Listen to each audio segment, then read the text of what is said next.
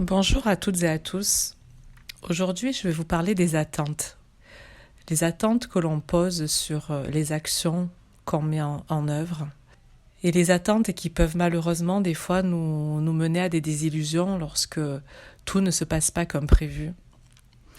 Dans mon expérience de changement de vie où j'ai quitté mon travail pour suivre mes rêves, j'ai souvent été confrontée aux doutes et aux questionnements quand justement rien ne s'est passé comme prévu. Je me rendais compte que chaque fois que je mettais trop d'attentes dans les actes que je posais, c'est là que j'étais le plus déçue. Je me créais tout un scénario qui tombait à l'eau dès la première embûche. Et face aux désillusions, évidemment, c'est dur de se rebooster. Je sentais bien que la solution était de mettre un frein à mes attentes. Mais après ça, comment trouver la motivation et l'envie sans avoir d'attente ? Comment mettre en sourdine ces attentes ? Sur ce chemin, la pratique du yoga m'a aidé à trouver les réponses. Un de ses objectifs consiste à trouver l'égalité de l'âme, le confort dans l'inconfort. Et pour ça, il faut déjà faire face à ses peurs et ses angoisses. Car l'attente, justement, c'est le manque. Et le manque, finalement, c'est la peur. On ne peut pas éliminer toutes ces peurs, évidemment. Mais pour trouver cette égalité de l'âme, cet équilibre, il faut essayer quand même de les repérer. Ensuite, les regarder en face pour se rendre compte bien souvent que ces peurs sont nos propres créations mentales. Selon la Bhagavad Gita, un des textes fondamentaux de l'hindouisme, le véritable renoncement, c'est renoncer au fruit des actes. Je savais que cette phrase était la réponse. Agir en étant dénué de toute attente. Car c'est quand on n'attend rien que les belles choses arrivent. J'ai longtemps médité sur cette phrase pour en comprendre le sens profond. En fait, quand on décide de faire quelque chose, il faut se focaliser sur l'intention qui nous a motivés à agir plutôt que sur le résultat que l'on voudra obtenir. Il faut arriver à se détacher des attentes de notre ego pour toucher les aspirations de notre âme. Notre ego, lui, attend des résultats pour se rassurer, pour se prouver qu'il a raison, pour prouver aux autres qu'il a raison, pour s'apporter une sorte de confort mental. Alors que notre âme, elle, n'attend rien. Sa seule demande est d'être entendue. C'est de là que doivent partir nos actions, un désir profond de notre âme. Ce désir qu'on sent au plus profond de nous, c'est ce qu'on appelle justement une intention pure, une action qui prend naissance dans notre cœur, guidée par les plus hautes aspirations. Alors, quand on agit avec une pure intention, déjà on y prend du plaisir, on agit avec amour, et même si on n'atteint pas nos objectifs, au moins on aura eu du plaisir et de la satisfaction de faire ce que l'on a fait, car on aura agi avec le cœur. Et après, vous allez me dire, à quoi bon agir avec le cœur si finalement le but n'est pas atteint ? Dans notre monde de matérialité, quand les objectifs ne sont pas atteints, on peut se retrouver parfois malheureusement une main devant, une main derrière, et devoir tout recommencer, car on ne peut pas vivre uniquement d'amour et d'eau fraîche. J'ai été confrontée moi-même à cette question. J'avais mis tout mon cœur pour avoir des résultats et finalement, ça n'a pas fonctionné. Tout le travail que j'avais fait avec cœur n'avait pas abouti. Et pourtant, mes intentions étaient pures. Je trouvais ça tellement injuste. Finalement, je me suis dit que toutes ces belles phrases, c'était de la foutaise.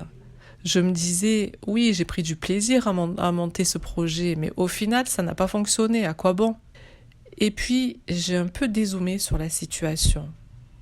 J'ai essayé de prendre un peu de hauteur. Et ça m'a sauté aux yeux.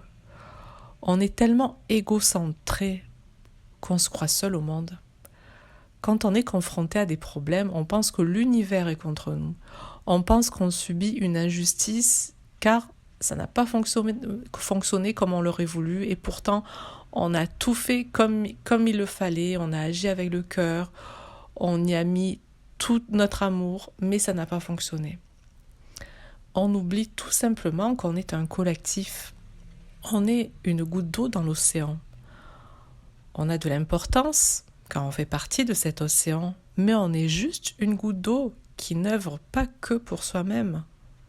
On œuvre aussi bien pour le bien-être et l'équilibre de cet océan. Et c'est ce qu'on oublie tant dans notre monde de plus en plus individualiste. C'est là que j'ai compris que parfois, quand on croit avoir échoué, en fait, on fait une action pour l'équilibre du collectif. On a apporté notre pierre à l'édifice de l'humanité.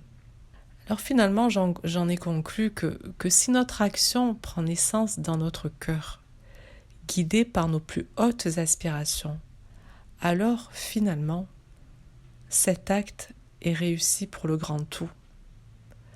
L'essentiel réside dans l'intention, cette pure intention qui nous pousse à agir dans un total relâchement, sans aucune attente de résultat, sans aucune pression.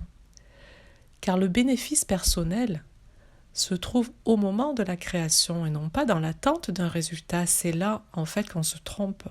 On croit que le bénéfice, c'est le résultat, mais non, le bénéfice, c'est le passage à l'action. C'est en créant que nous laissons pénétrer la lumière. L'acte de création est plus important que le résultat. C'est le souffle, le verbe créateur, nous l'oublions pas. Tout, absolument tout par-delà. Et même si nos yeux ne perçoivent pas le résultat, il existe, bel et bien.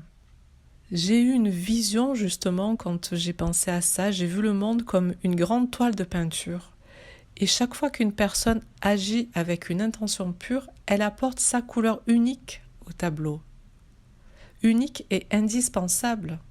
C'est vrai que parfois on ne la voit pas, mais si on recule un peu, on peut apercevoir que l'on a apporté notre touche à l'œuvre. Voilà finalement comment j'ai réussi à balayer tous mes doutes et mes ressentiments face aux soi-disant échecs. Chaque expérience a sa raison d'être, pour nous et pour l'humanité.